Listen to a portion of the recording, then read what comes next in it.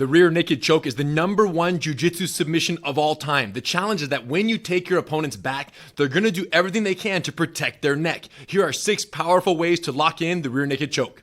#1, elbow strikes. When your opponent tucks their chin, the back of their neck is exposed. Striking the back of their neck with your elbow will cause them to lift their head, opening the opportunity for the choke. For obvious reasons, this is 100% illegal in MMA, but that doesn't mean the family hasn't been using it in challenge matches for nearly 100 years. #2, the bounce. If you don't want to elbow them in the back of the neck, simply take your opponent's face and bounce it against the pavement. When they resist the second or third bounce, their head will arch up and you can sneak right in for the finish. #3, the crossface. If you want to be as gentle and humane as possible, use your arm to drive your opponent's face to one side and then use your other arm to shoot under the chin and into choking position. When the cameras were rolling, Rickson loved this variation because it allowed him to get the job done with the least amount of blood spilled. #4, the fish hook. I didn't think this was a thing until UFC 281 when Michael Chandler actually used it against Dustin Poirier. He literally took his hand and stuck it into Dustin's mouth and pulled up in an attempt to get under the chin with the other hand.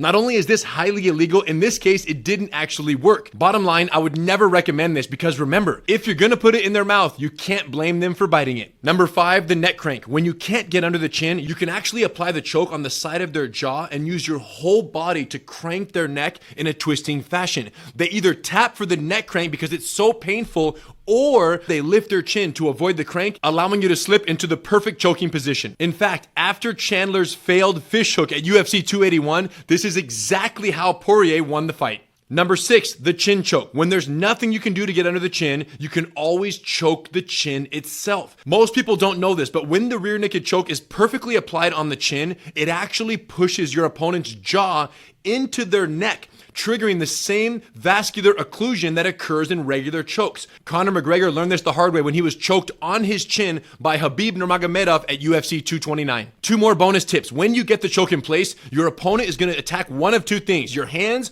or your face. If he attacks your hands, use your chin to lock your top wrist in place so that he cannot untie the arms, just like Rickson did here against Funaki. If instead he attacks your eyes, like Zulu tried to do against Rickson way back when, close your eyes tightly and lower your head to the side to limit their access to your face until they're rendered unconscious.